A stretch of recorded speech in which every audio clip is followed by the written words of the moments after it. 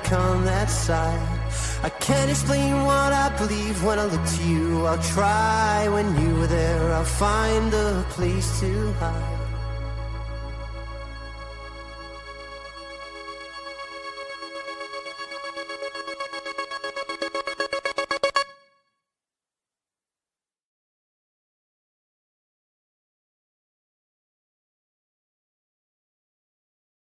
Everyone, welcome back to Not in My Lifetime channel for a very special Monday evening show. And it's just me today.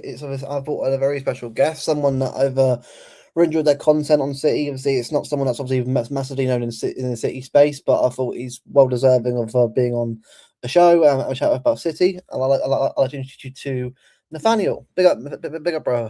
Right, how's it going? How's it going?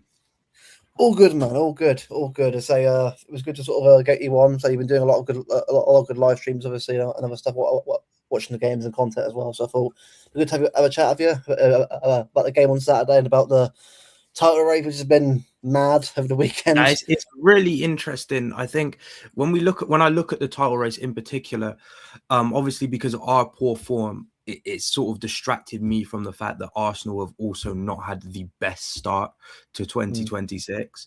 Obviously, they've had a better start than us, I'd say, just about. But our poor form has really distracted me from what they're doing because we haven't actually been making any ground on them.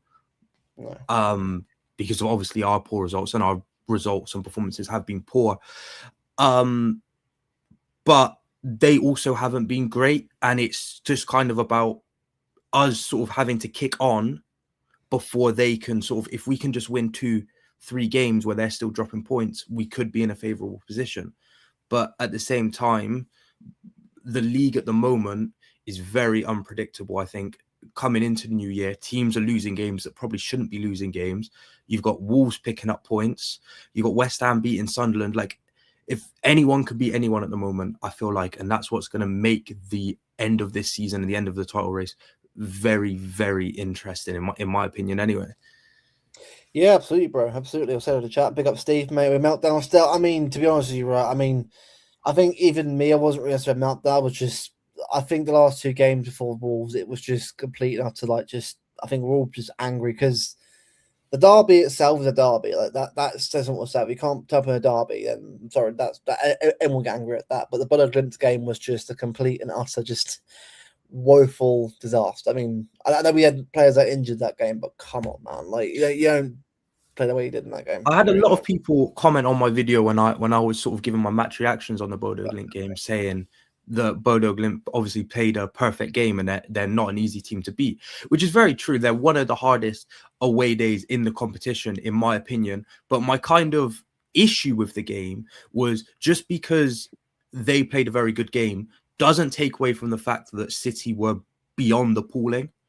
Like, I think for me, what speaks volumes about how bad that performance was Rodri got sent off after 62, 63 minutes, and I can't name 5 players that had a better 90 minutes than him. And I think that's what sums it up. Yeah, absolutely. But then that's in the past now. I'm going to remove that game from my mind now because it's otherwise I'll get angry until Wednesday when it goes horribly wrong again.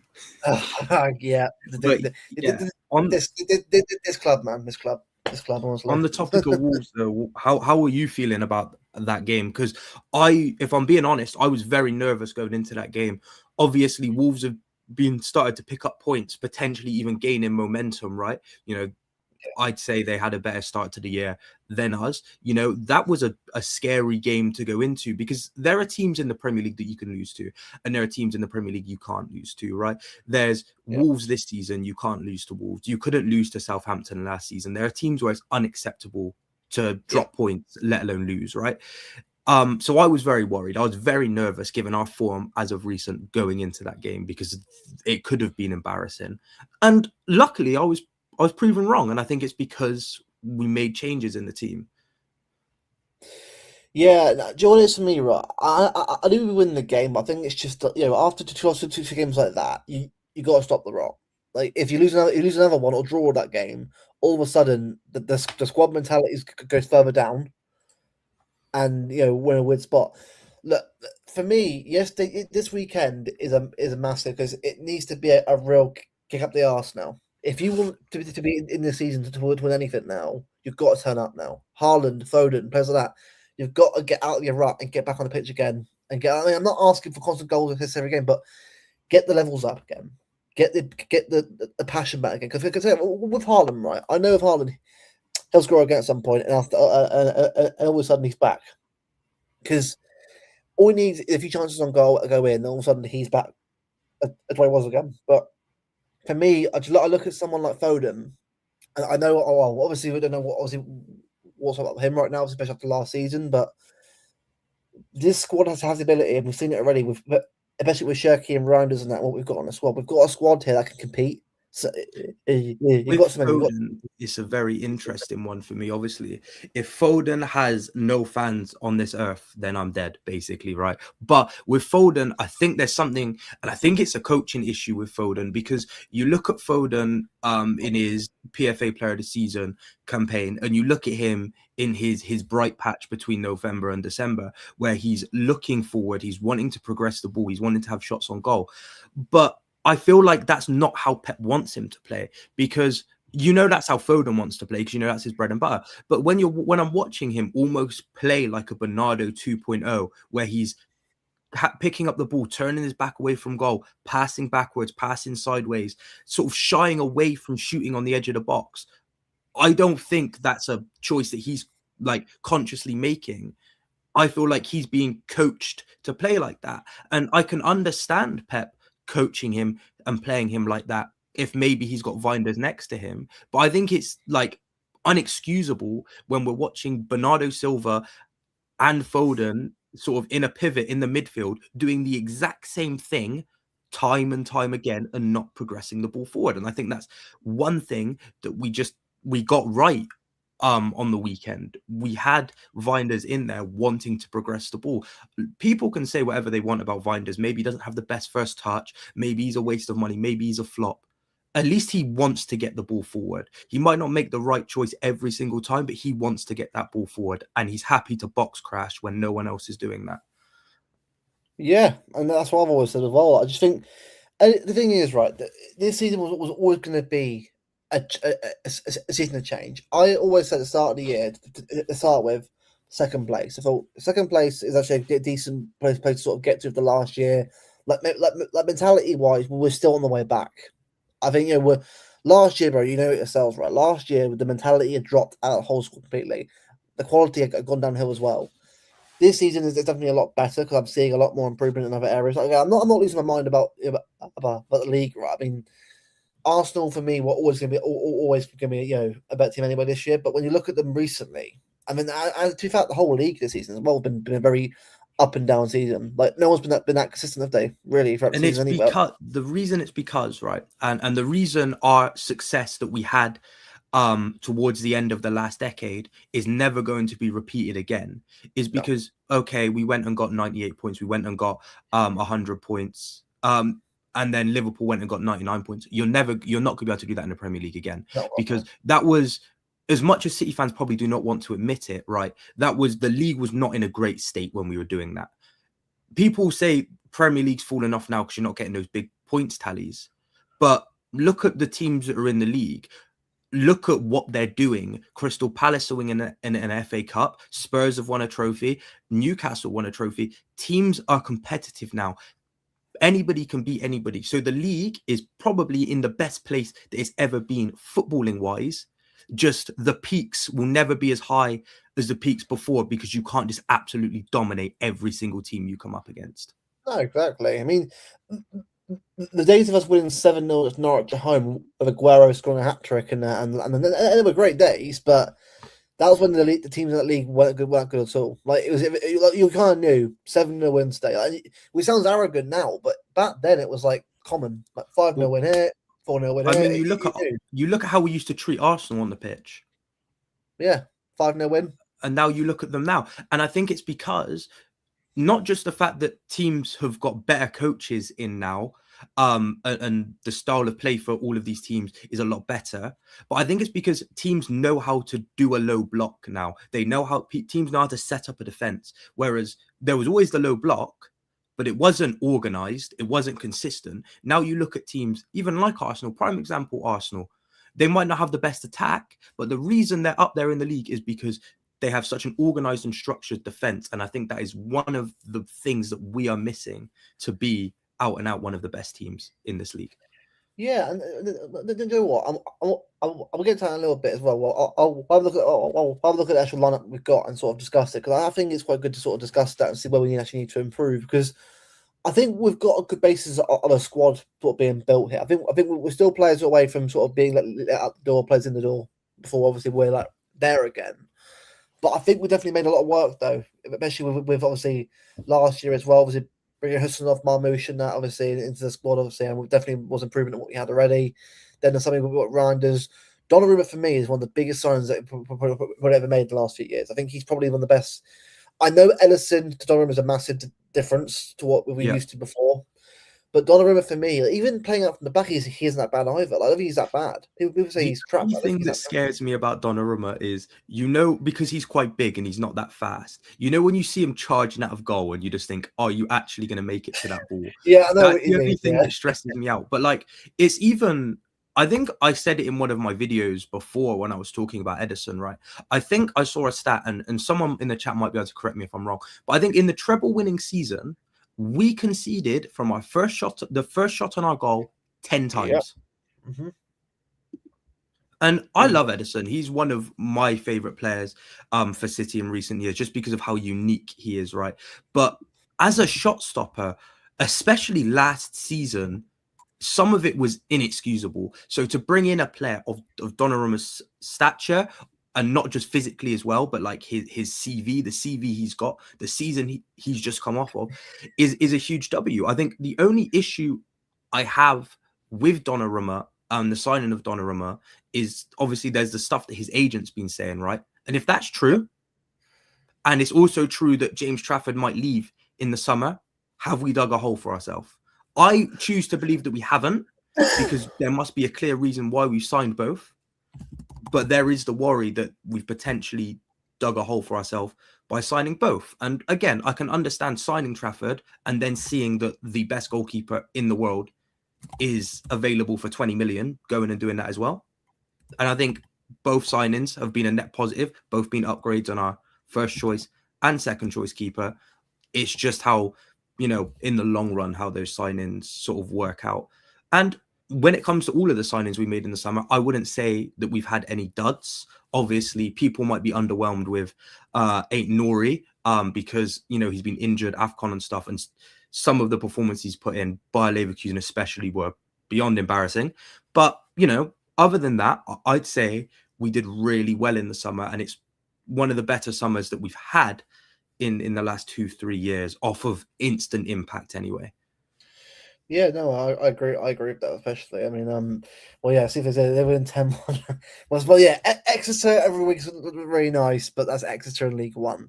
Premier League, if we win 10-1 in Premier League, then something. But then again, Prime City never won 10-1. Prime City never scored 10 goals. Hey, yeah, good point, bro. Good point.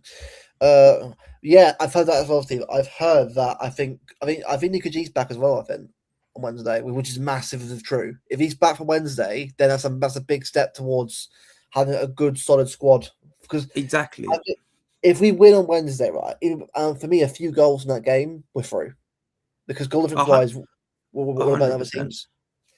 But so, go on, bro. Go on. There are some issues with sort of the mentality around the squad, and I think you've touched on one there. The way we view the league stage in the Champions League is beyond embarrassing, because if you even look at, we're in the basically almost carbon copy the exact position we were in last season, because we think because there's more games to play than there was in the group stage.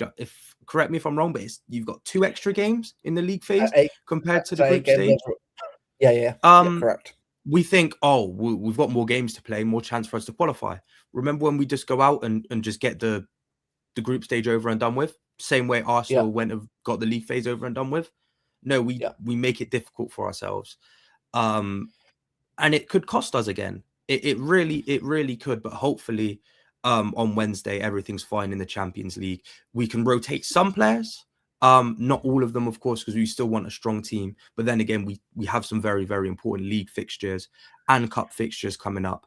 And I think it's just important that we battle hard on all fronts to at least try and secure one trophy this season, because, you know, we've only had one trophyless season, granted, which in the grand scheme of things isn't horrendous.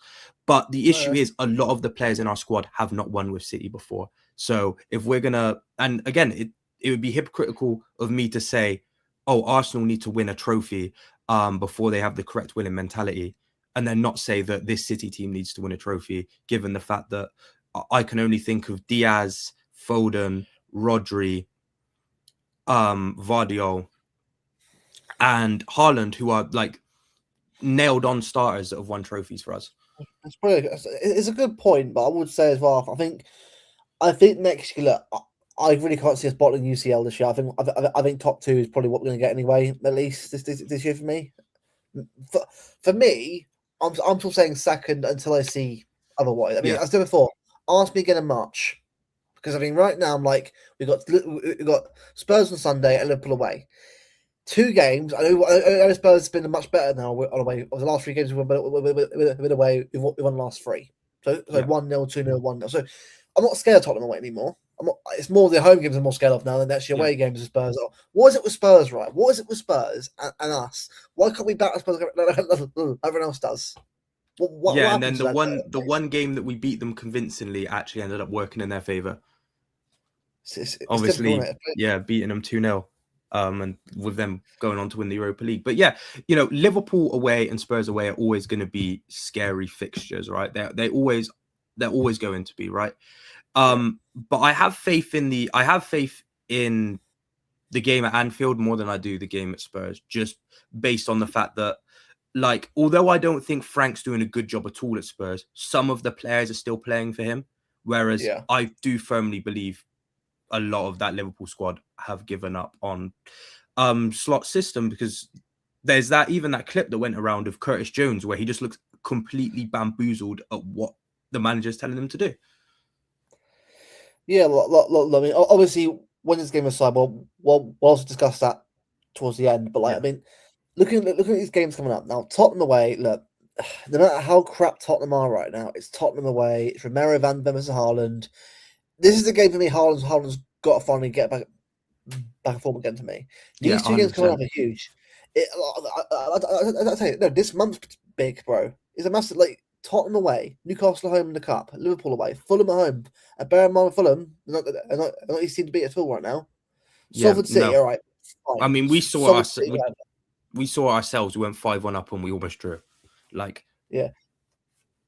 Salford at home, I don't really care. Like, it sounds rude, but let's be honest, we should win that game. It's one of those, Yeah. Newcastle at home. Now, Newcastle are a very weird team this year. They're a very weird team because one minute they're kickoff as well. Yeah, but we're at home against them. I thought it was good at home against them, so we should be okay in that one. Leeds away, Elland Road. Leeds this season have been a lot better at Elland Road than they have been in the previous years. And I think Arsenal going there on Saturday. And I think Leeds can get a result against Arsenal at Elland Road. Yeah, I think they can. 100%. And they can. And 5:30 kickoff man on Saturday at Elland Road is like that's not great. I think wasn't our first game against Leeds when they got promoted back. That was a 5:30 kickoff. I believe, just before we signed Diaz. I think so, yeah. I mean, Steve says it's true. If you can't beat Spurs Liverpool right now in the current form, then exactly. Like, for me, lose Tottenham, I'm out, because to me that's like seriously, you have a. I know Tottenham cannot win the game, but if you're not up, if you're not up for it, it's a title race. If you want the title, you've got to be up for it. Like, I'm sorry, it must sound I'm being harsh here, but if you want the title, these games here has to be all wins. Well, exactly, and I think the key to winning these games, right, is rotation, because I think that is what got us back to winning ways against Wolves that we were probably kind of missing in the games previous. There was not enough rotation. Foden was allowed to do whatever he pleased. Haaland was allowed to do whatever he pleased, and they were going to start the next game. And I know that's not 100% down Pep's fault, obviously, with Marmoush at AFCON, right? But you see Weinders comes in, Marmoush comes back into the team. and they're hungry and they want to. What is it? They want to put in a good impression, right? Because the thing with Marmoush, right? Marmoush is a very, very good player, but the two players he has to compete with to get into this team on form are our two best players. Yeah. So he had to come in and make a statement, and he did, because he scored within 6 minutes and should have won as a penalty as well. So he put in a very good performance. So would I be shocked to see him start against Spurs? No, I would not, right? I don't think he'll start midweek. I think Haaland will come back in midweek. But for Spurs, when we look in the Premier League, I could see him starting, whether that's along with Haaland and off the left, or whether that's off the left with Shirky doing that false nine kind of thing that he did against Wolves, which I was quite a fan of, actually. You know, I do think he could really kick on, because people were critical of him at the start of the season. Obviously, he got injured, didn't really get much game time when he got back from injury, because Doku and Haaland were in hot form, went off to AFCON. But now he's back, you know, he's got a point to prove, because people seem to be forgetting that he got us Champions League football last season. So we have good players to rotate to make sure things don't get stale. But at the same time, I'm not talking Bayer Leverkusen's level of rotation. It needs to be kind of a healthy balance. Yeah, for me, that game kind of told me what you need to know about somebody about some players in the squad at the time. Obviously, Oscar Bob's out the door. Fulham. I mean, it's a shame he's going, but I'm sorry, if you want to fight for your place, then get the money for him and let him go. Look, as someone who's got a Nordic family history, I want Bob to work out massively at City. Like, obviously, Erling's my guy, but Bob was someone I really wanted to work out here. But at the end of the day, right, if he's not up for the fight, that's fine. But I'd rather someone come in to be that guy right now for us. And well, the issue with Bob, right, and it is something that I echo a lot in my videos that I've done when I've talked about Oscar Bob, is he's missed a year of football, right? He's young, come back from a broken leg. He doesn't really want to take his man on because he doesn't want to get injured again. And funnily enough, in my watch long of the Brentford game, I was like, oh, Bob won't take his man on because he's scared of getting injured. What does he go do? Take his man on and get injured. But Manchester City is not the sort of club where our fans will give you the leeway to find your feet and find your confidence again. It's very cutthroat. We know that. We saw how Foden was treated. We see how Savinho was treated. We see how Bob himself is treated, right? He needs to go somewhere where he can find his feet again, find his rhythm, and find his confidence. And I think Fulham, you know, I think a lot of the clubs he was linked with, Dortmund, Palace, Foden, Fulham even, were all perfect for him to go and find that magic again. Because it's not like he's bad and it's not like he's City level. We just don't have the patience right now, or we can't allocate him the patience to find that level again. Yeah, no, exactly. And look, I think Bob at Fulham with Kevin and Harry Wilson, mate. Fulham have got a good team there. Fulham have a very good team. Very good team. Yeah, not like that. Family history, mate. Come on, where I'm from. But like, it's just that, you know, like, I'm glad that he's going, but at the end of the day, like McAtee, I always knew of course he'll look good in a City team because of players around him. But look at him at Forest, hasn't worked, so is it? And then again, it's not his fault though. Not his fault, I agree, because of the manager changes constantly. But yeah, I do think the one we jumped the gun on, I think the one we got massively wrong, and I never really hear anybody talk about this, and I think it's because of his current injury record. But letting Lavia go and signing Calvin Phillips at the same time, that was outrageous. I remember sitting there in the away end at St. Mary's and watching that game unfold, and I was like, "There's no way these two transfers happened." That 2-0 was oh god, yeah, I was there as well. Oh yeah, that game was a dark one, wasn't it? For the whole, but obviously, Lavia's fitness has fell off a cliff, but I don't even attribute that to him. Chelsea do not have a great medical team at all. So I do think if we kept him, he probably wouldn't have had these issues, and we wouldn't have found ourselves in that dark place we found ourselves last season after Rodri finally succumbed to all the slave labor that he was being put through. Yeah, and when it comes to our young players, because of, like, Cole Palmer is the biggest curse to happen to this club, because the way people view our young players now is crazy. I remember you hear people talk about Rico or McAtee even and Bob and be like, oh well, we kept these guys, but we sold Palmer, and that's why like I was always very sort of worried for Nico O'Reilly in that sense of it started all well for you, but if you do ever sort of have even a slight drop in form, people are gonna sort of jump on your back and be like, oh, why we got you when we let Cole Palmer go out the door? Because when it comes to even Rico Lewis, right, I don't think he's a great right back at all. I don't think he's a good right back, right? But to say that he's not City level with City standards is probably very disingenuous from a lot of people that say that, because I think in midfield, and from the games that he's played in midfield recently, he's played better than Foden. He's been better on the half turn than Foden. He's been better at carrying the ball than Foden. He's been better at controlling the ball in tight positions than Foden. And I think he should probably start over Bernardo Silva a few times, not all the time, but I think he should definitely be given a lot more chances in the midfield than he's given. And he's a player that I still invest stocks in, whereas most City fans have kind of given up on him. And I'd like to sort of see your opinions on Lewis over the past season and a half. Rico, Jordan is right. I mean, if he was to go out, I understand. Like, I think, especially for him, I think for someone like him, playing week in, week out is big. But also, it's a hard one. I get both sides. I guess someone is saying he isn't good enough. I understand. Someone else saying he's a good squad player. I understand. But it's a hard one because I get both sides, and I get why you want to keep him and why you want to go, why he probably want to go. It's like, but then look at our squad right now. I mean, our young players. Like, I like Mikasa. I like him, but obviously he's still getting used to the team, which is understandable. I think he's done pretty well so far. No, he has 100%.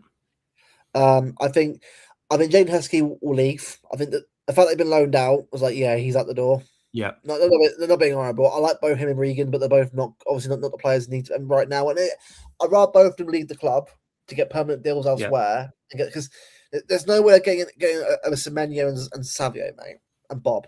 So not Bob. Sorry, Doku. But you know what I mean. Like, they're not getting him right now. They're not. So. I look at Charlie Gray. Well, he's been in the team once. I can't really say he's out of the team yet because I've got to see more of him before I decide where he's going to be. Finley Gorman, I've barely seen him at all. Does he get a chance? Probably not. I can't imagine him getting a chance. Sangare, I think it's more of we bought him in and we'll sell him on for a lot of money. Probably. Which is fair enough. Echeverry as well. We got in, and he's probably going out on loan and being sold to someone else at some point. Because I mean, that one baffles me.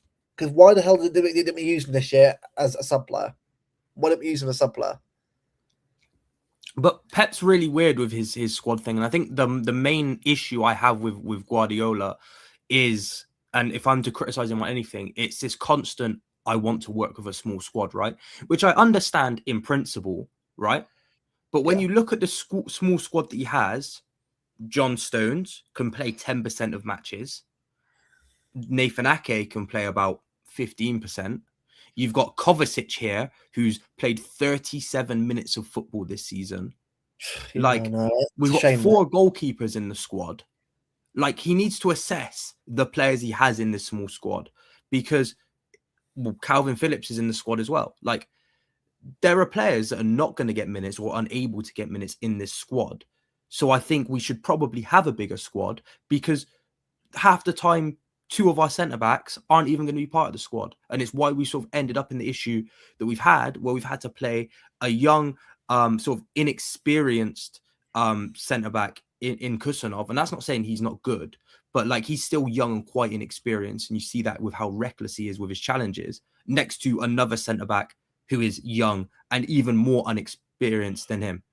Like, and it was unfair on both of them, because I thought obviously Elaine started well against Brighton and Newcastle, but in the 2 big games at Old Trafford and away to Bodo Glimt, he just sort of capitulated under the pressure. And that is completely fine for a kid of his age to do. But it's unfair to put him in that position, because now he's going to be painted with a brush that's very unfair on him. It's kind of the same with Simpson Pusi last season. He was thrown into the deep end, sharks swimming around him and everything. And he did his best, He just didn't get to win a game for City, and it reflects badly on him. So that's why I was very annoyed that a lot of the players on the bench against Bodo Glimt were young players, academy, because it would have been extremely harsh on them and probably unacceptable to bring any of them on in the second half of that game, because it would have been putting them out to dry, basically. Because what impact were you actually expecting them to have on that game? And that's why I'm happy that none of them entered the pitch and we only made the one substitution. So I kind of guess the reason we're seeing a lot less of sort of young players coming through the team is because we just don't control games the way we used to. And we don't have like the sort of luxury to bring players on when we're cruising in a game with like 15 minutes left. Yeah, exactly. Yeah, and I think it's unfortunately, I think especially the recent form, it didn't help that we had that many injuries as well. I think the amount of injuries I've had this year has been crazy. Like, and also like Nico G in and out of the squad, Savio in out of the squad again, in again out of the squad. Losing Doku, both of our centre backs in one game. Yeah, Diaz Vardiel. Nunez was obviously ill. Aït-Nouri was out injured for a bit, probably twice as well. Just constant, non-stop injuries. Foden in and out of the squad. Like Shirky got injured for a bit as well. If we had a better year of injuries, like if we had Kovacic for the whole season, I think because I think Kovacic for me is a big player that has experience in these kind of smaller games that can come in and do a job for us. And it's a shame that he's injured because he'd have been a good player for us to have right now. But thankfully he's back soon, which is good. I will play him in some games because that experience is massive. So that's one area we disagree on. I actually think Kovacic being fit is a net negative, just based on the way that he is utilized by Pep Guardiola.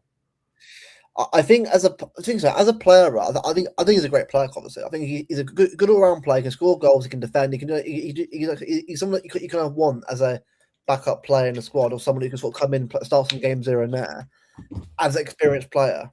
He's shown the last couple of years. But the problem is, again, like you said, you utilise it in a different way.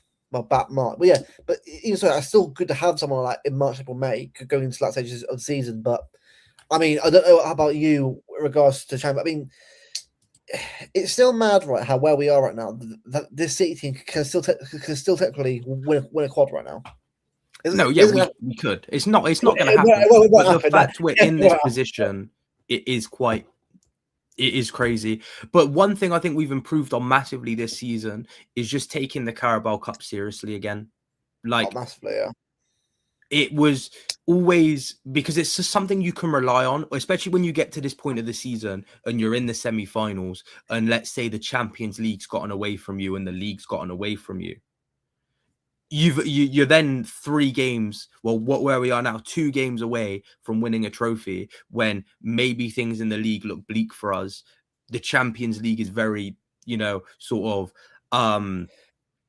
up in the air at the moment, and the FA Cup's only just starting. There's a lot of time for us to make mistakes, especially with the FA Cup being a complete knockout tournament, unlike the League Cup.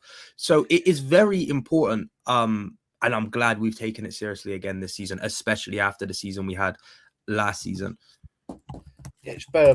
What I'm going to do is get up Arsenal's fixtures as well. But now, I would get up Villa's fixtures, but I think Villa right now, I need to see a lot more before I mean, don't get me wrong, they've done very well, Villa, and deserve a lot of respect for where they are right now. Europa League, second place, FA Cup doing all right. Obviously, recently, it beat was it a third right now? Well, near us and Arsenal.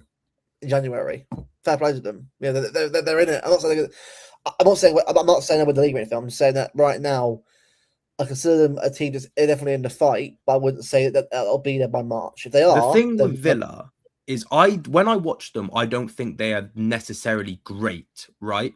But they're so efficient in front of goal. They're so efficient. They will just get 2 chances against you and kill the game. It's like the win against us. They scored that 1 goal and then just managed the game almost perfectly. Chelsea have a good chance against Arsenal. They're a lot like Newcastle, just with better squad depth, in my opinion, is the way I view them, especially with them both being extremely difficult away days.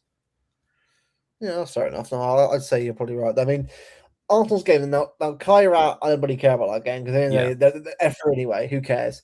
Leeds away for me, and we'll find 3 p.m. the as same thing well. as well. Yeah, Leeds away at Ellen Road is not an easy place to go to. The atmosphere is really good.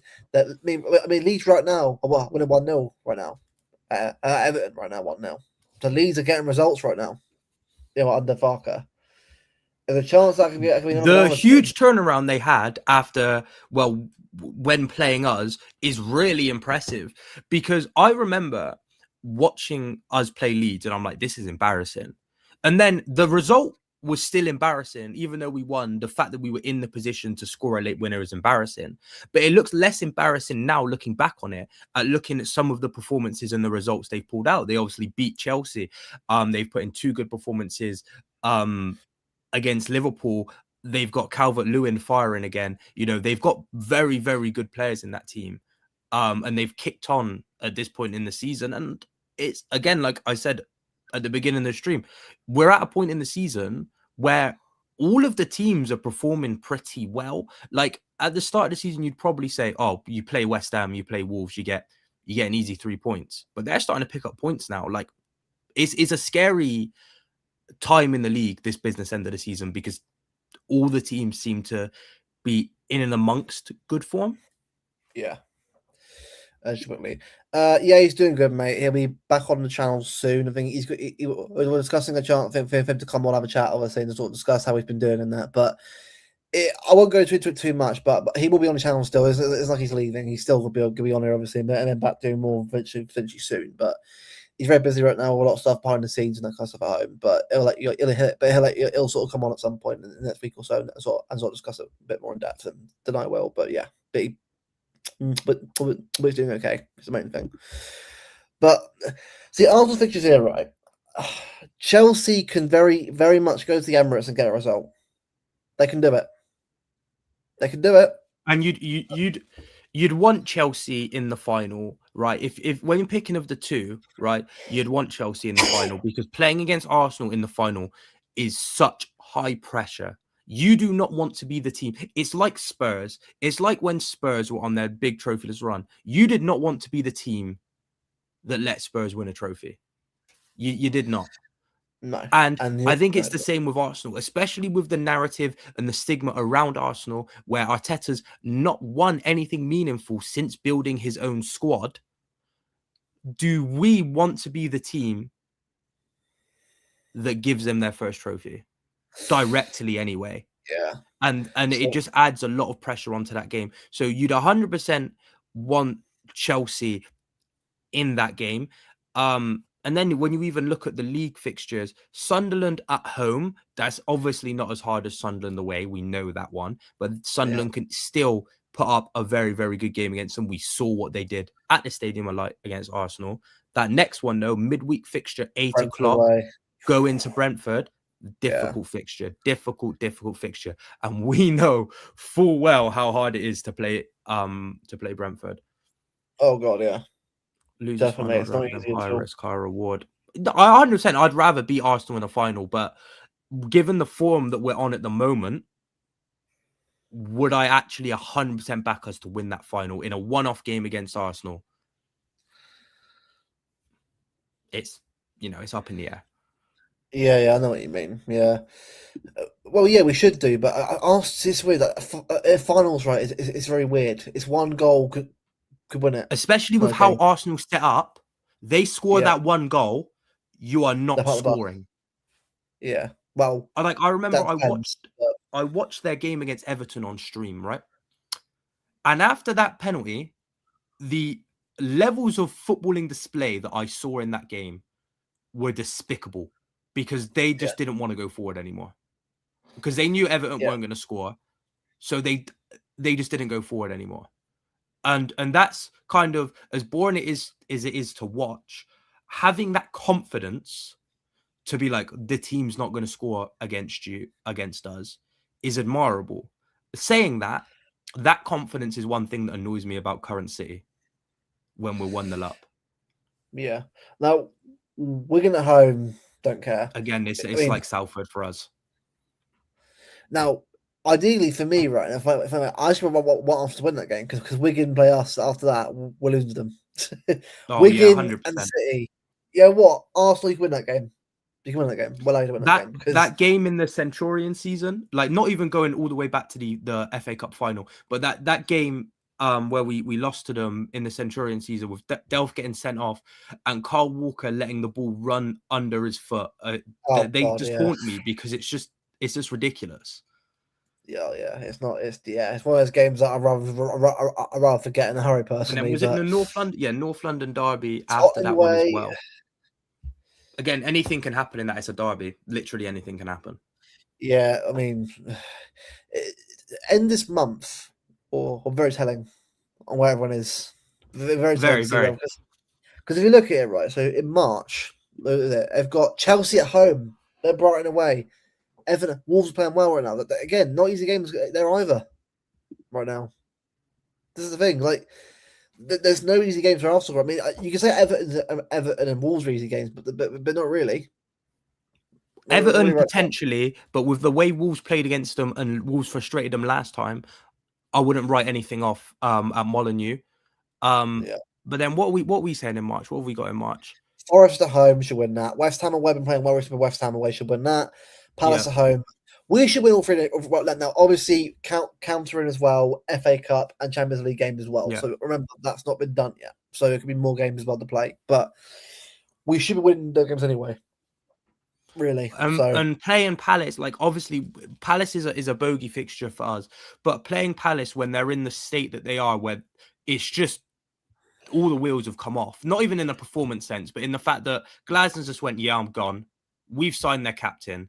And Mateta's just been like, oh, these two are leaving. Yeah, count me out as well. Like, I can imagine it's a very toxic and gloomy sort of atmosphere around the club, which you could see seep into their performances. Yeah, exactly. And this is what I mean. It's really hard to sort of predict fixtures right now because again, like FA Cup's not obviously, but I think when we get towards April, that's when it really starts to kick into high gear. Because if we're still in the FA Cup and Champions League in April, things get serious. 100%.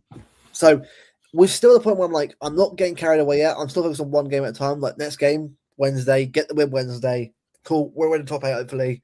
Cool. We can leave playoff games. Get a rest during the week, which is what we need right now. So yeah, it's just all about now. It's all about just one game at a time. I know it sounds a little bit cringe, a little bit, cliche, but it's true. It's one game at a time. It's always one game at a time. You can never look forward to a game past the one that you're playing because that's just when your sort of mind starts to wander and things like that. And you can even sort of attribute that to anything in life. Like you need to focus on the here and now to maximize sort of what you're getting out of the team. And for City, the City team as a whole, for us to succeed going forward, there are players that need to be playing football. And I think Weinders is one of them with again, like I said earlier, like when we're playing this midfield of Bernardo Silva, Rodri and Foden, there's nothing going forward. We're relying on the output of our wingers, which is pretty easy to double up on a wingers. You see how United nullified us on the wings because they just doubled up.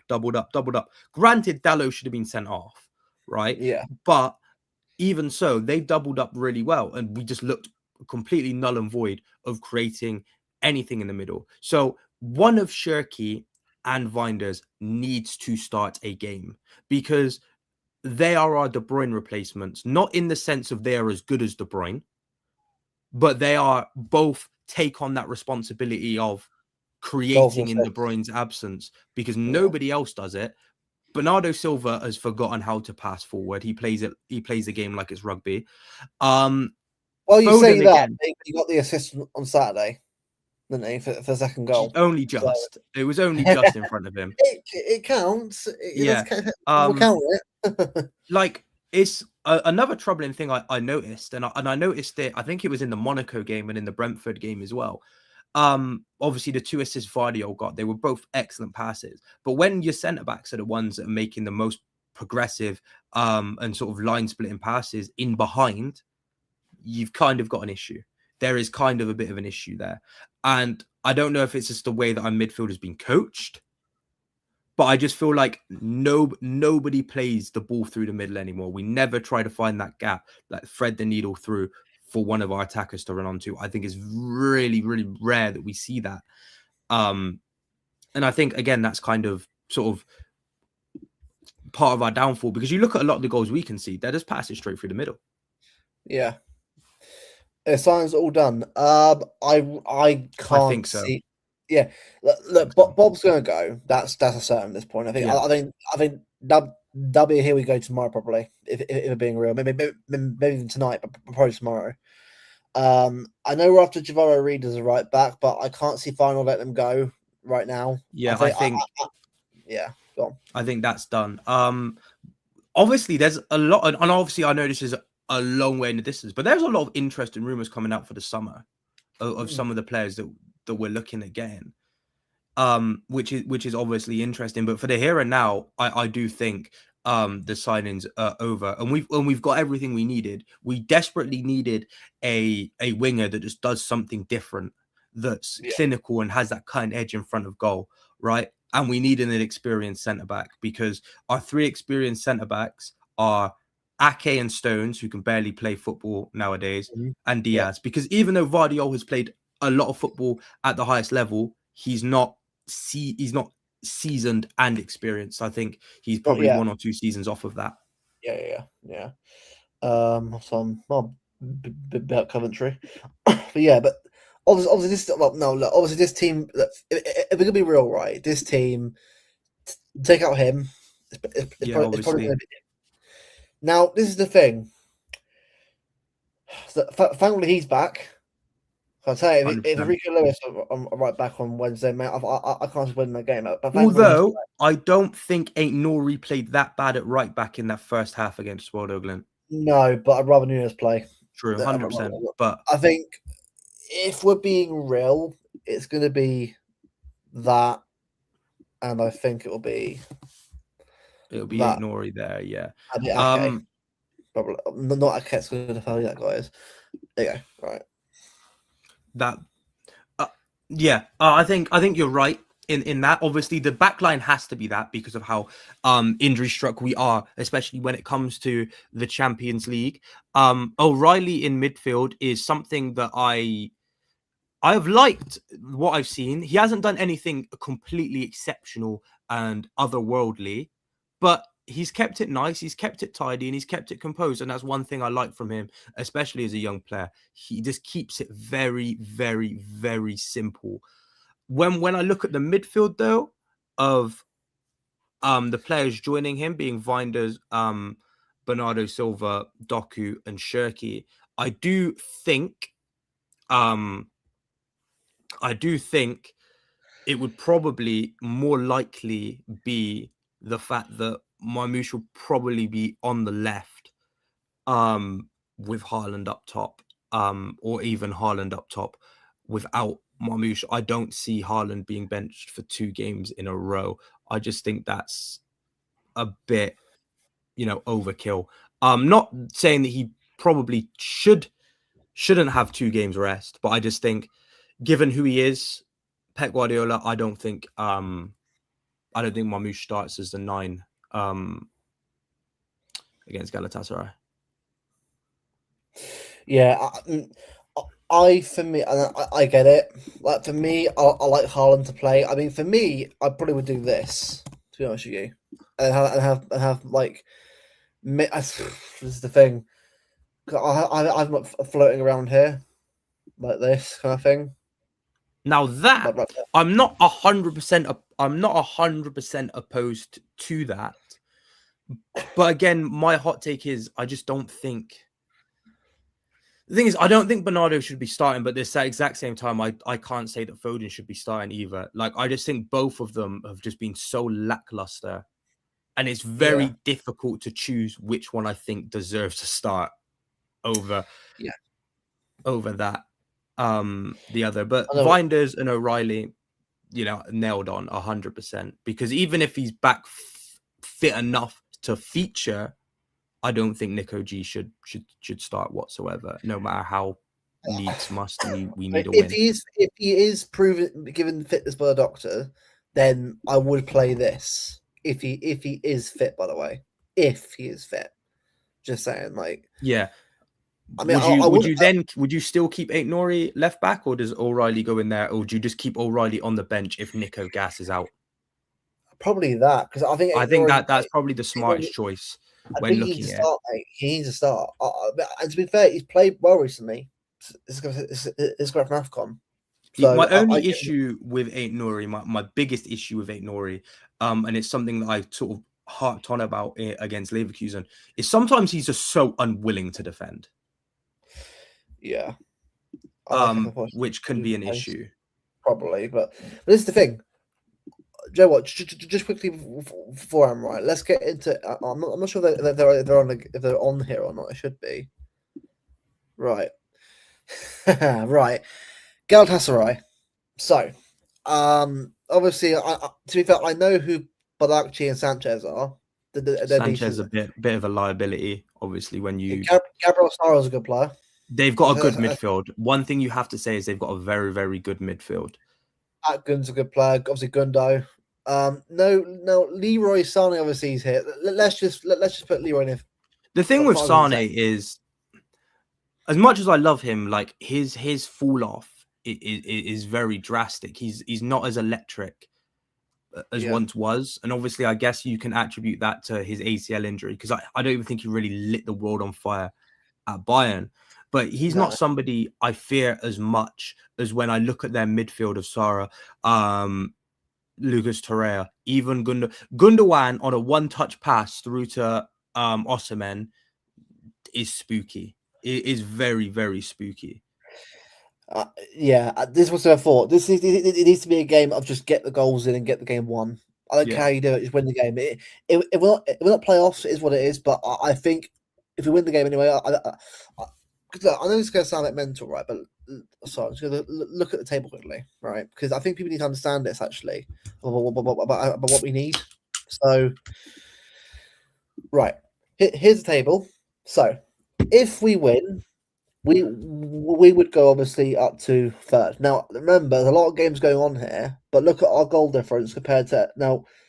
There's 10 goals obviously up there. If we can get a few goals in the game on Wednesday, we'll have every chance, because I can't see all these teams getting wins, mate. Well, 6 and 7 play each other, don't they? It is Paris Saint-Germain against Newcastle, if I'm correct in saying. So those two play each other. So at least one of them is bound to drop points. Who else have we got playing? Obviously, Arsenal. It doesn't matter. Them and Bayern, out of the equation.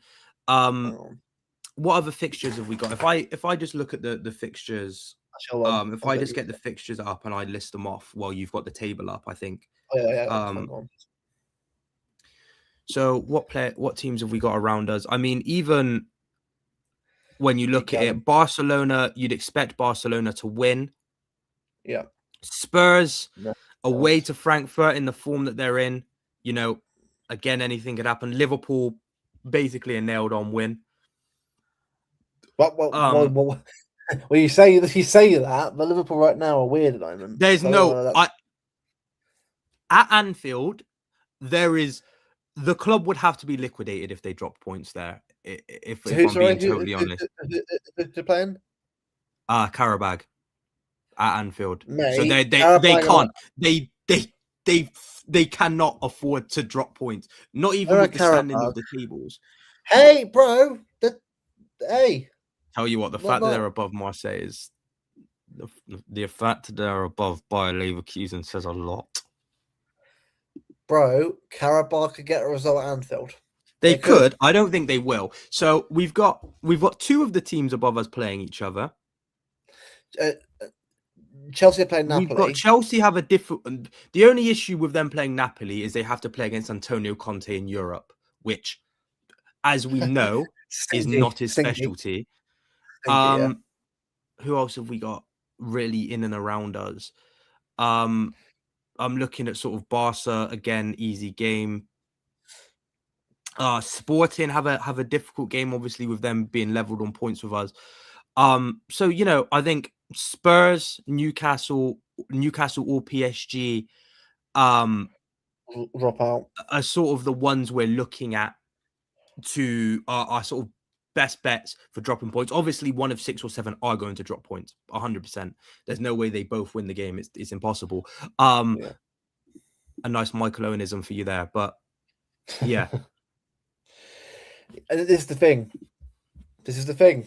Like we need goal difference, and this is where, for me, whoever's playing up front on Wednesday has got to turn up. Haaland, if it's you, turn up, please.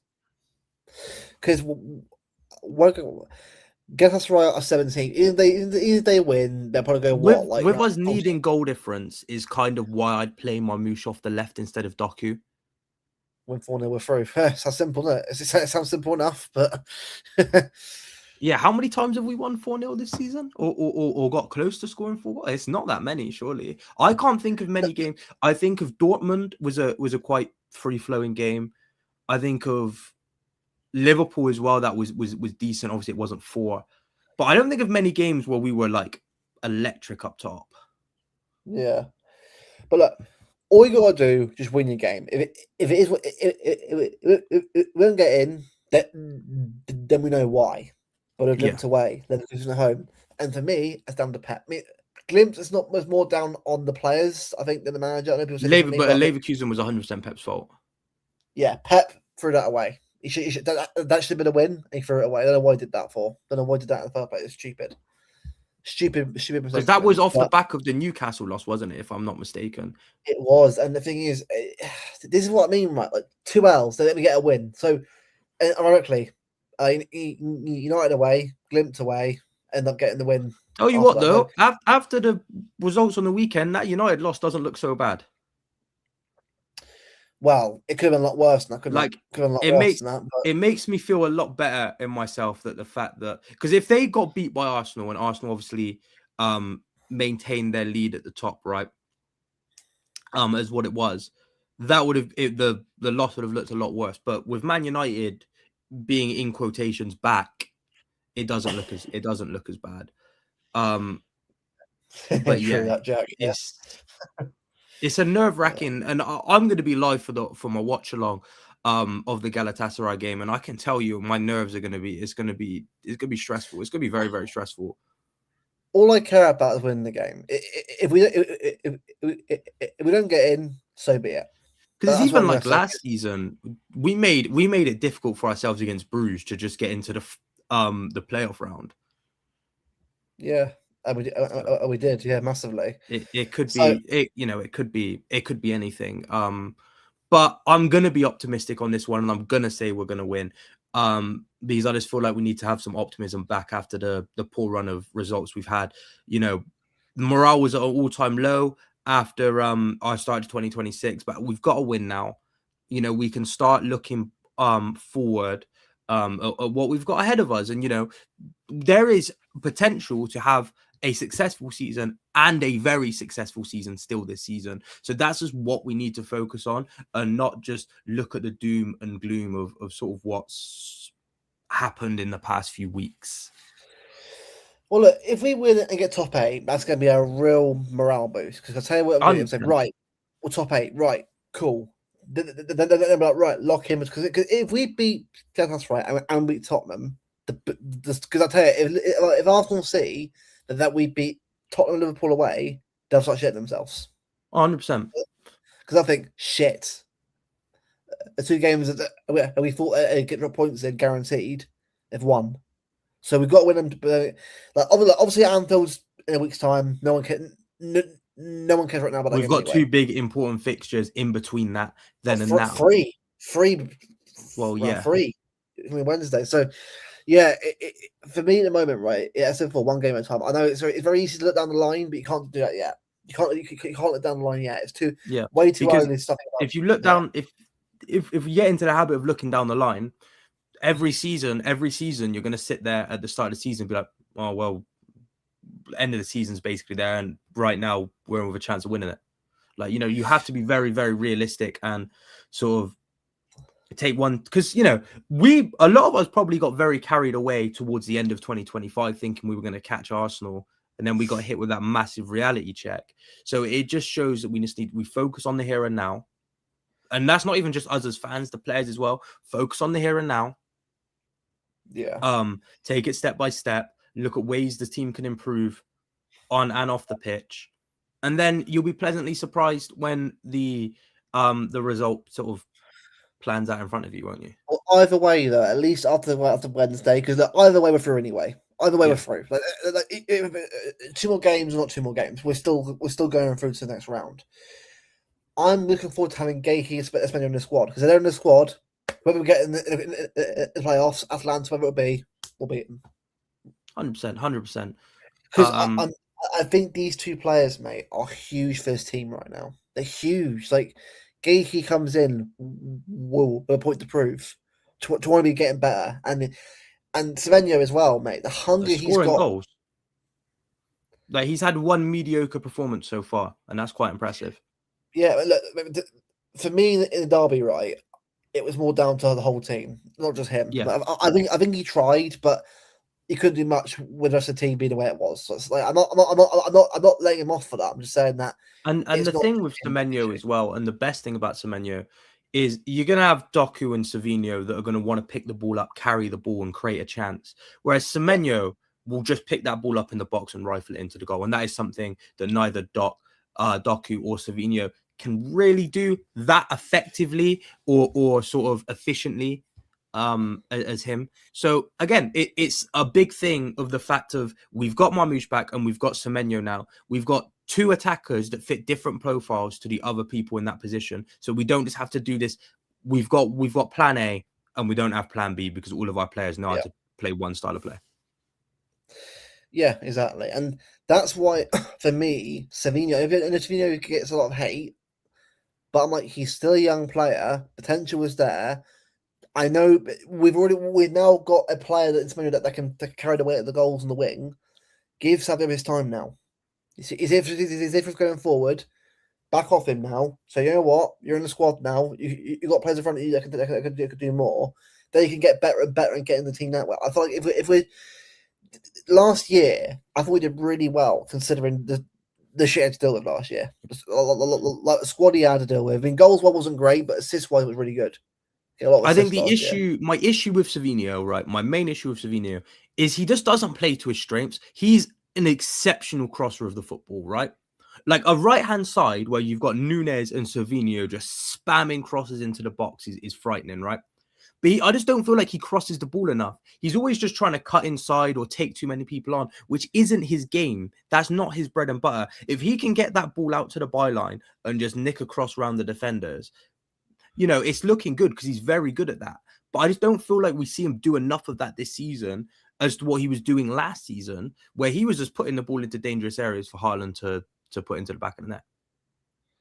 Yeah, exactly. And then, but I think for me, like, I'm kind of like, I want him to work it out. I want him to obviously improve and get there. So I'm really willing him to sort of, just improve and keep getting. I mean, I'm sure he will get there, but it is a hard one. And I do understand people obviously who are a bit unsure about him, and I just want him to sort of like get a couple more seasons under his belt. Because again, I don't mind getting wingers in to sort of play over him for them out, but he has the ability to do it. Just get his head sorted out and focus on the right things. He will be a good player for us. His main issue, I think, his main setback is he does, and you've probably noticed as well, because a lot of people notice it. He gets very goal hungry. Yeah. Like he in his head, he'll just decide, I'm scoring today. And he won't score, but he'll decide, today, every time I get the ball in the box, I'm taking a shot. Yeah. But Jordan is right. I mean, going back to the Wolves game, the way that the players bred sort of defending at the end of the game, I thought, you know what? I know it's the Wolves. It's Wolves at home.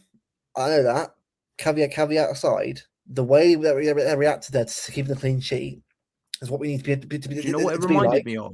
It reminded me of PSG second leg semi-final. Zinchenko, Stones, and Diaz. That's what it reminded me of. And that is one thing. If I could take any attribute from any of the City teams under Pep Guardiola, I would take that season's defending, I think. Hot take, probably, because some people would maybe take the front lines that we've had or the midfields of De Bruyne, David Silva. But that back line was special that season. It was very, very special. And massive. I think we have the components to build a back line like that now. You know what I mean? We've got a generational centre-back in Vardio, absolute unicorn player. He can do absolutely everything, right?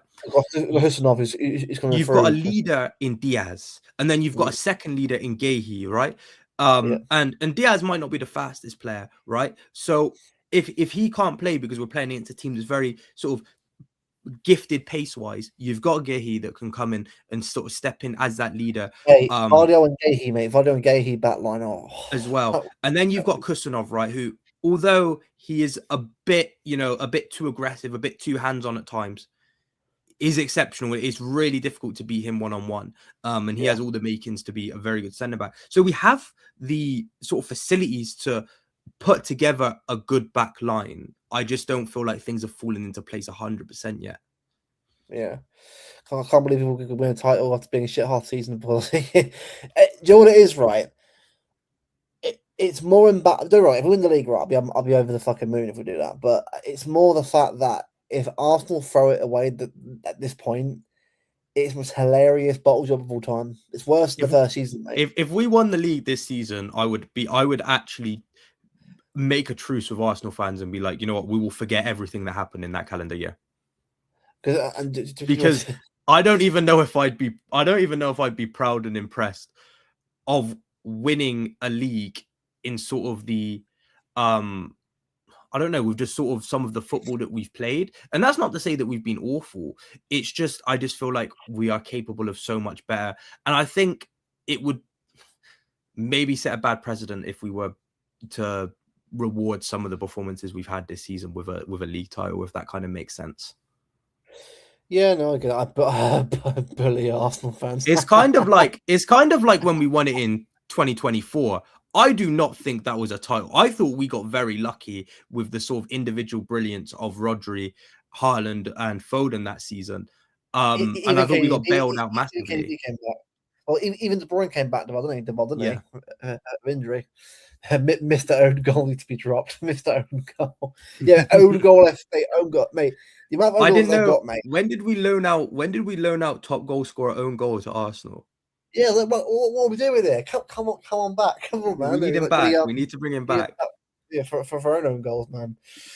Yeah, exactly. We were 2023, 2024 was a weird season because you'd watch us play absolutely horrendous without Rodri. And then you'd watch us play horrendous and Foden would just pop up on the edge of the box and be like, you know what, I'm just putting this in the back of the net. Like, I think back to the derby when Rashford scored that wonder goal, right? And we weren't looking great. And Foden just decided, yeah, you know what, I'm winning this game. Like, I can't be bothered anymore. I'm just winning this game. Which was an interesting season. And it kind of sort of puts, and we could have won a treble this season. We could have done a back-to-back treble that season. It was a poor Champions League exit and it was a poor display in the FA Cup final. But like, there are sort of conversations to be had that maybe we did not sort of, like our form post treble has been very interesting to say the least. Very interesting. Yeah. But I do think the one thing we've learned from last season is we needed to refresh the squad and we've done that. Just some of these players do need time. So you're not the same team on the change. This is what I mean. People are often comparing this team to previous teams. This is a whole different team. You can't do that. So Centurions is impossible now. Impossible. You put the Centurions in this league right now, and they will get frustrated by teams like like Bournemouth, like Brighton, which we would turn up to. We turn up to their grounds and just roll them over. Like, it's not possible to do that. And I don't say that in a way to discredit that team, because that team is special. That team gave me some great memories, right? And it will go down in Premier League history. But the league's not the same. It's kind of like when you say Fergie would not dominate the league now. That's not taking away from Sir Alex Ferguson's achievements, but it's also saying the sort of game has adapted now. And football changes very, very quickly. And that's kind of why Pep's been so successful at City, because he's adapted quite a bit. We just Yeah. have not adapted to the set piece meta because our set pieces are some of the worst things I've ever seen. I can't be the only one that just puts their head in their hands when they see Foden Which is, step up for a baffling because if we have Rodri, Diaz, Vardiol, Haaland, Semenyo as well with Tool, Yeah. you got, and they're all shit at corners. What are we doing in the training? Well, it's not even the people we've got in the box. Foden just cannot take a corner. Mate, Foden for me, right? He is not Kevin De Bruyne. He's not a creator. Even to be fair, even De Bruyne, his corners weren't great. Shirky's one's decent. He can do a corner. Yeah. Nah, I always thought Alvarez had a good cross on him as well. For a striker, he had a good cross on him. Yeah, he did at times, Jack. Yeah. See, where's that Foden gone? This is what Foden for me at the moment, right? It's a weird one because the thing is, I feel like he showed how good he was earlier in the season, and then all of a sudden it's just gone off again. Again, like I said, I think it's definitely a coaching thing because he does. It's not like he's picking the ball up on the edge of the box and missing a lot of shots. He's not attempting the stuff that makes him a special player. He's almost playing. It's like what I kind of said with Savinho. You know, I said Savinho doesn't play to his strengths. Foden at the moment is not playing to his strengths, and it shows massively. Yeah, I'd agree. Nunez is a very good, very, very good crosser of the ball. He's probably our best crosser. That cross, that Mamouche goal was brilliant. That was a great cross. That was really. I mean, even his cross against Liverpool was good as well. Yeah. I mean, it's what I mean. Well, I agree, Jack. I agree. I don't think you'll ever see City hit them high points ever again, because or not for a while. The league is too difficult now. Well, even when we look at the Centurion season or our 98 points or Liverpool's 99 points, can you name three other good teams in that league? Can you name good teams in those leagues other than City and Liverpool? Well, this is what I mean. Like Chelsea were there, but they were bad, weren't they? Was it 6-0 by us? But now, and this is the kind of the point that I'll always make to people when they try to say football's fallen off because you don't see these high points anymore. The Premier League is in such a good state because everybody's competitive. You just see sort of more tactical games, let's say, than you will see teams just getting absolutely bulldozed. And, you know, it is quite refreshing because it sort of brings that sort of enjoyment back of sort of watching football from a neutral point of view, because, you know, not every day you're watching Manchester City, but when you can go and watch a Bournemouth versus Liverpool, a Brighton versus Arsenal, Spurs versus Palace, all these games, for example, and it's enjoyable, it's good for the game. I just think a lot of people, especially City fans, are just really disappointed in the fact that we can't do what we used to do through 2018 all the way to 2020, 2021. Yeah. Well, also as well, I mean, I agree with Jack here. Like, Flair's been abandoned, but like Arteta ball, man, is so bad. Like, it's just so defensive, and so I think that's one of the main reasons I don't like watching Arsenal. They don't have anybody that wows me. I like Eze, but he's wasted Arsenal. He's wasted. It's like Odegaard. I watch Odegaard, and I just think to myself, what am I watching? Oh, but he's better than De Bruyne, is he? He doesn't like his boots, mate. It's like at least Bruno, right? Like I would never entertain the conversation that Bruno was better than De Bruyne, but watching Bruno play hero ball when he's pulling it off is extremely enjoyable. Yeah, because at least he has quality. Bruno. Yeah, I mean, but like look at our Arsenal team, right? Like Raya in goal. For me, Raya is not better. It's not better than Donnarumma. He's not. People say he is. Bullshit.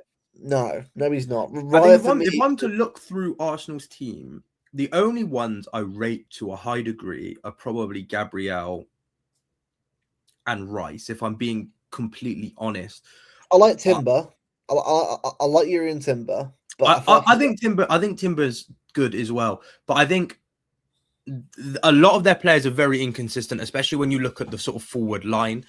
Even when you look at Saliba, I don't think Saliba is sort of as good as everyone makes him out to be. I do think he can be a bit too, like, he's kind of graduated from the Van Dijk school of defending. Sometimes he's too nonchalant. And he doesn't get stuck in, whereas you see Gabriel get stuck in. And sometimes he has a howler, like against Sunderland for the equaliser. Sometimes Gabriel does have a howler, right? But he'll go and make up for that with a headed goal. So he's someone I rate highly. Rice, I'm very 50-50 with Rice because sometimes I watch him play and I just think he's a non-factor. But then I move into their front line. I think Gyökeres is extremely unpleasant on the eye. Martinelli and Noni Madueke, I don't enjoy watching at all in the slightest. I think the only one that's like sort of got reasonable output is Trossard.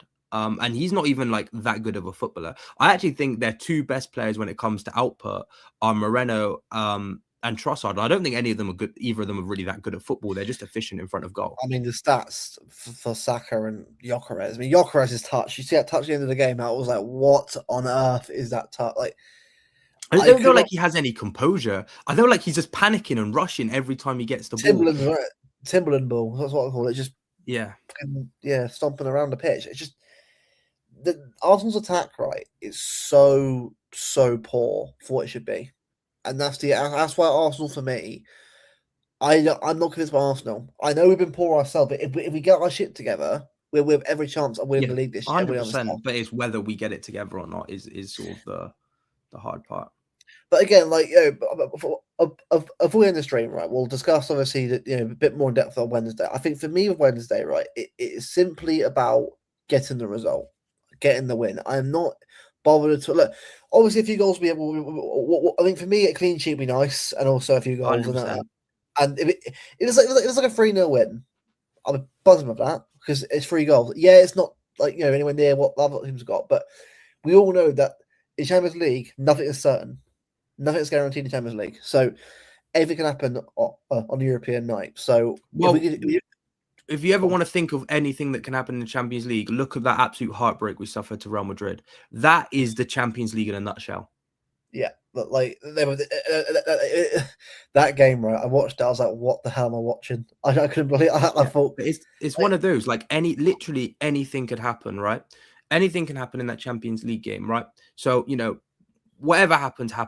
You kind of have to. If we lose, you have to brush that off, and you need to go into the Spurs game and be like, right, we've got a point to prove here. This team is in absolute shambles at the moment, and they're getting bailed out by their centre backs time and time again. It must be a North London thing. We need to go and just sort of put them to the sword. Get Romero a cheeky card, and just dispatch him from there. Yeah, and I absolutely agree with that. It just needs to be, like a simple, well, not simple, but just a win. Just win the game. I mean, I'm not bothered so much about about like how well we play per se. Obviously, it'd be good to sort of play well and sort of get a good performance in, especially with the confidence of the squad. But I do wonder as well how big the result at the weekend against United will feel the team going into the game on Saturday. On Wednesday, because if we can get a big win to get everyone pumped, if Haaland starts the game and scores a couple of goals straight away, he's back. So it needs to be for anyone who starts the game. If it's Haaland does start, it has got to be some goals. It can't be more performances of dropping off. It needs to be back, at least getting one goal on Wednesday. I need Haaland back to full 100%.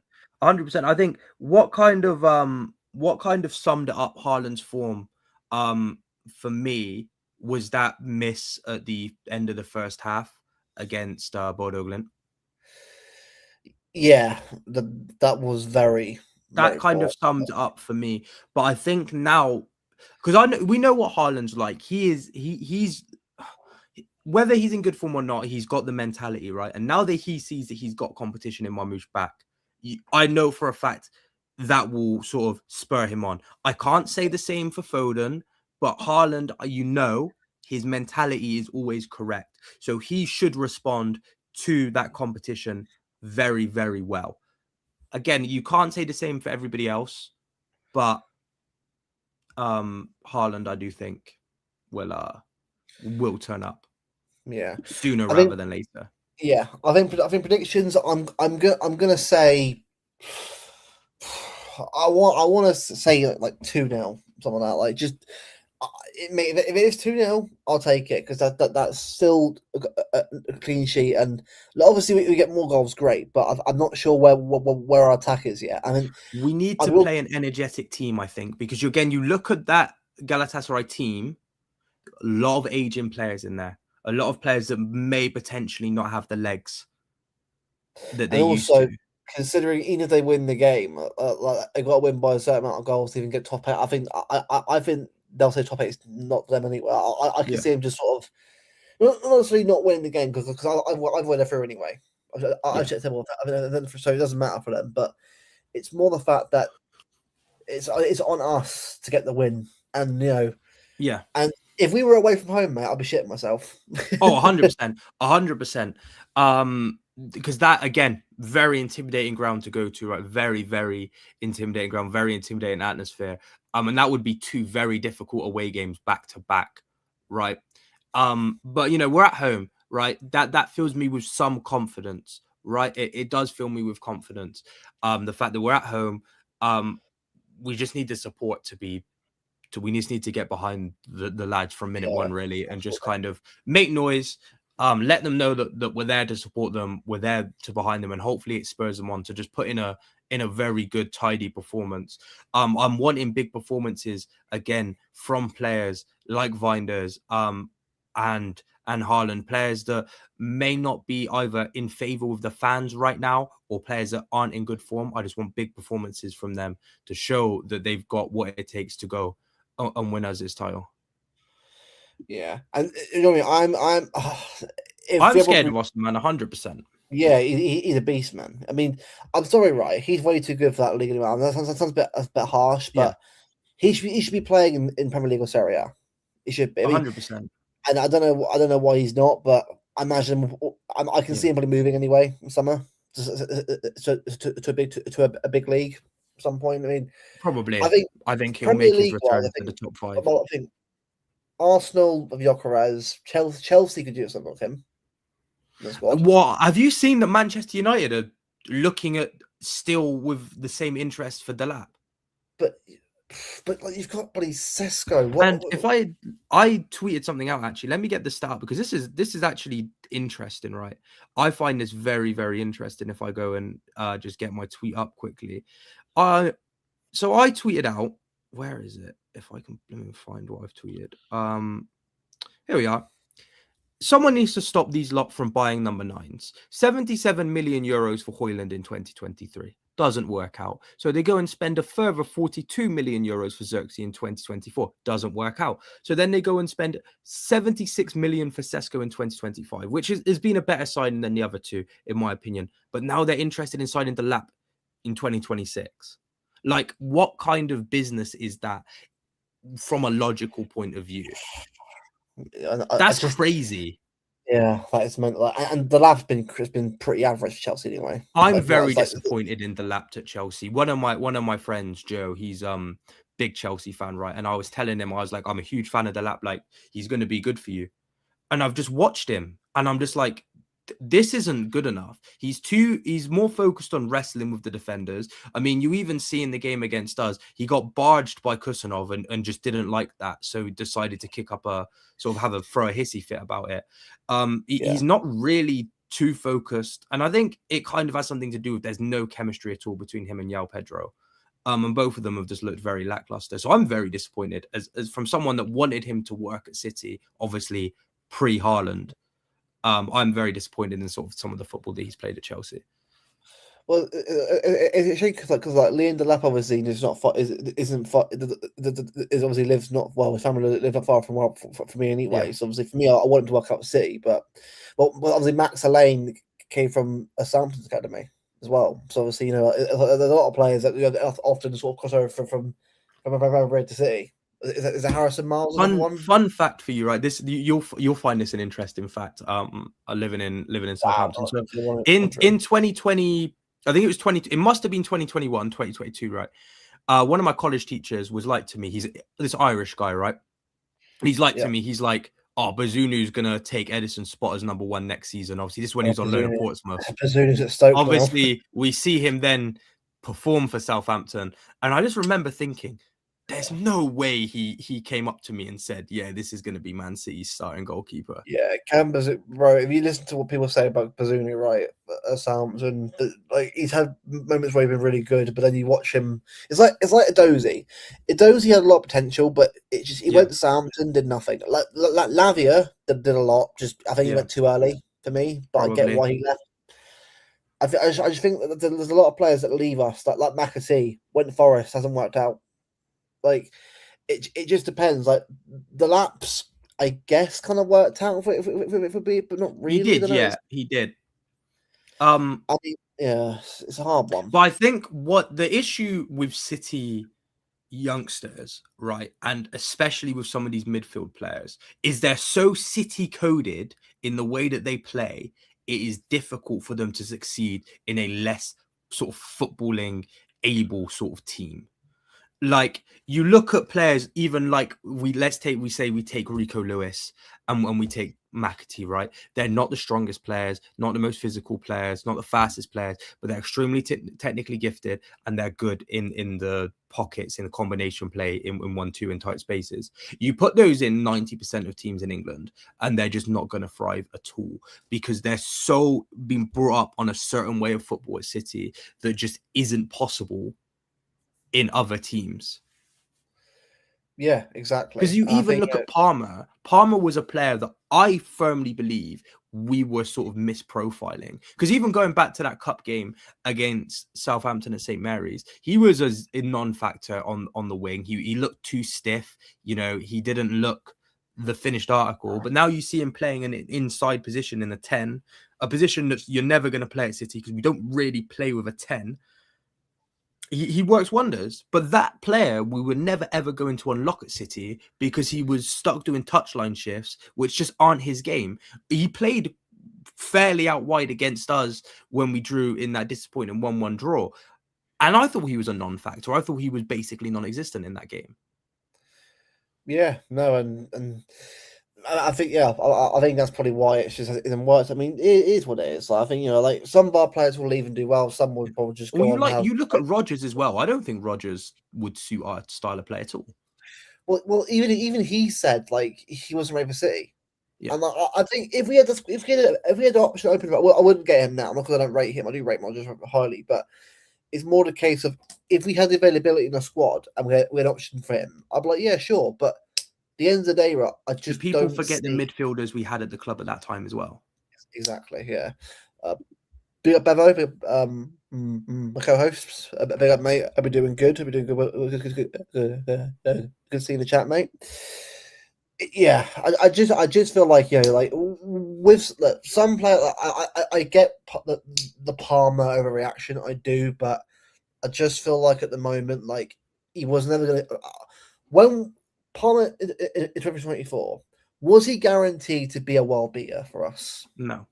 Were we laughing our heads off when we got 50 million? Yes. Because I watched him in that cup game with you.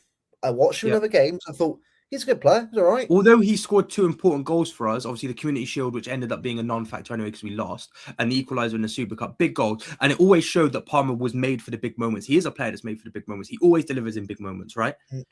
Well, he wouldn't fit now. But he's not a City-coded player. Like we've just said, he was doing touchline shifts because we don't play with a 10. His style of play in the middle and what he does in the middle, you cannot accommodate for a City, and he'd be stuck doing touchline shifts. It's like how we get mad when Foden's out on the right because we can't always accommodate for Foden's sort of occupying the central positions. It would be a lot of the same with Palmer, and we'd be complaining that Pep's not utilizing him properly. On top of the fact that we then have to go spend a huge premium on Palmer, same way that United did with Pogba, and we just look silly. If I'm being totally honest. Yeah, no. I agree. If we bring Palmer in, as well as bringing in Maresca after Pep goes, maybe I'm more open to that. Maybe. But under Pep Guardiola, Palmer's unfortunately a no. Yeah. Yeah, exactly, mate. Yeah, yeah. I know you will, man. I'm not keeping an eye on me. I know you will. but big up to you, mate. Anyway, again, it'll be a bet will be on soon for a show soon. Just to give a little bit of time. The thing is, Marlon, United fan, isn't he? United fan, and That's it, plain and simple. He's a United fan. I won't lie. Palmer, Cunha, I can see Palmer replacing Fernandez. If Bruno goes, Palmer comes in. And the thing with United, and I think what makes United scary now, because hot take, I always thought United had a good squad. The system just did not utilize the players well enough. They've got players, like you look at Mbeumo and you look at Cunha and you look at Bruno, right? They're players that can just switch on in just a moment and just do it. You saw both of their goal. You saw Cunha's goal. Absolutely brilliant goal. You see some of the work that Mbeumo does.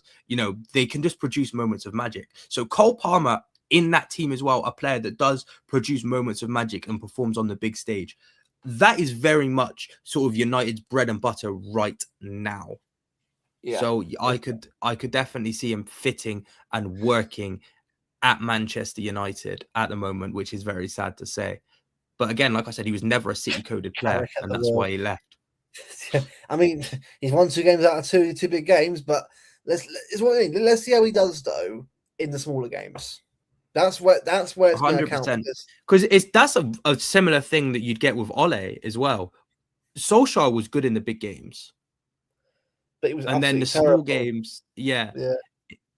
It just wouldn't go, because a lot of these managers are good in the big games.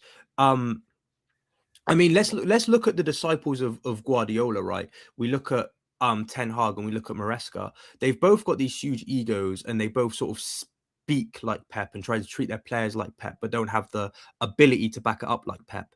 But because they've got these big egos, they just turn up in those big games because they know that the headlines are going to be about them.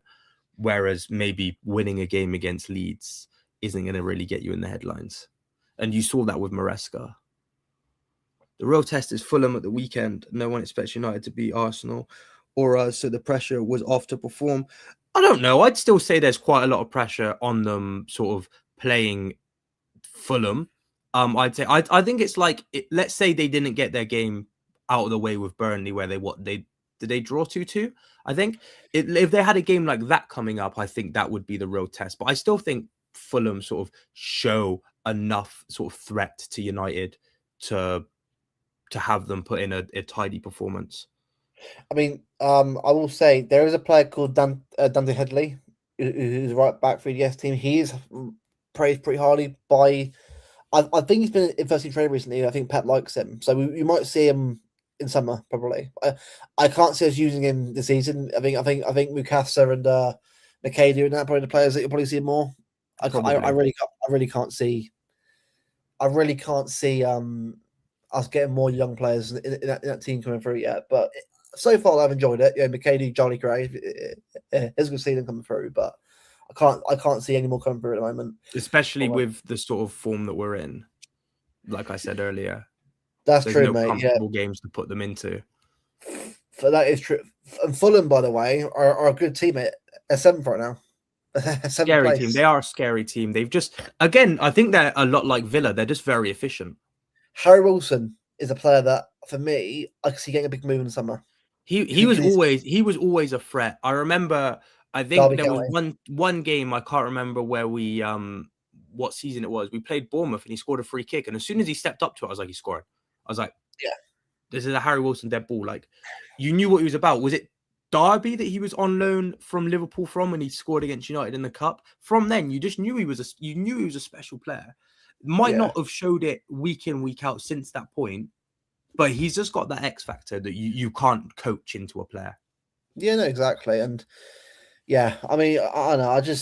I'm kind of just with United though in general. I mean, everyone getting carried away. Look, I get it. You want to put in 200% effort to impress a new manager. That's Luke Shaw all over. That is Luke Shaw. That is the definition of Luke Shaw. Because new manager, World Cup year, you know Luke Shaw is going to be in good form. You know he's going to be in good form. Luke Shaw has been at United for what? 11 years? 12 years. Yeah, what was it? 2014 he left Southampton. At 18, by the way. 2015. Which, by the way, I was like, why did he at 18? I have no idea. But okay. Tell have you what, fun. I'm still shocked he can walk after what happened to him. Double leg That break, yeah. that injury, Double leg I'm break, actually yeah. shocked he Wow. can walk, let alone play Yeah. football. The thing to Luke Shaw for me, right, is he was had the ability, always did, but I always felt like he left too early in his career. Yeah. I know he still did well anyway, but he could be a lot better player if he just managed his time before leaving. Also, one thing you've noticed with him at United, again, like I mentioned, he cares more about playing for England than he does United. Oh, he does. But he still wants to stay at United for that wage. So when he's comfortable with a manager, knowing he's part of a manager's plans, he'll fuck off injured for like 6 months. And then boom, World Cup rolls around. You say, oh, I need to get in Southgate or get in Tuchel's team. How is he? It's 2026. He's still in the squad. How are you Yeah, still? it's mad. It's mad. It's mad. Did you like Phil Jones? Phil Jones was still there. Like, how? I mean, still... we kind of sort of found ourselves in not as dire of a position, but last season we were looking at some players like Gundogan, Bernardo Silva, Carl Walker, and you're just kind of like, you probably are a bit past it. Like, we can't, like, you know, you've done a lot, but like we're gonna enter United territory if we don't move you on soon, where we've just got a bunch of past it players that are there because they were part of glory days. Yeah, and I think that's why it's important for us to keep managing the squad, to keep obviously refreshing it and that, because as proven before, right, you can't just have a squad that's just going to be there and then just sort of just settle the way it is. I mean, it's proven. Like, look at what we had to do on the rebuild in January last year. Had to bring in Husna, Vito Hayes, Marmouche. You know what I mean? like, and Nico Gonzalez. We had to bring in like four or five players. And because of Pep's sort of like loyalty, some of his players, Gonzalez didn't even get any games because he just preferred playing Kovacic as a 6. But obviously now he plays him now, which is good. I'm obviously when he's really good. I mean, you know, a lot of people, and again, it's another thing. It's another thing that I made a video on, was about people saying he was a flop and a panic button. I was like, no, the materials, the facilities are there for him to be a good player. He's just not been given a good enough of a chance. Yeah, agreed. And as soon as he gets that chance, boom, he's been very, very good, very, very, very tidy. Yeah. Right, before we end the stream, I'll do a we'll do a prediction. I'm gonna say, I'll go 3-0. I think we'll be up for it. It won't be an easy game, but I think it'll be a bit of a scrappy start. But I can see us getting a couple of goals and just sort of getting over the line. But I'll go 3-0. How about you? I'm probably gonna say I'd probably say 3-1. I just don't see us keeping a clean sheet as much as I want us to keep a clean sheet. Yeah. I don't see us keeping a clean sheet. It would be ideal if we had like. It's ideal to keep the clean sheet, but I think it's a big ask. It's a big ask. At least it's our last game without Semenyo and Gahey. Yeah, our last 100%, game without them, and at least after that, every game available from, which is 100%, great, which is going to be great. Because I think them two are going to be, even if we get playoffs, I trust our squad to get through the playoffs whoever we get.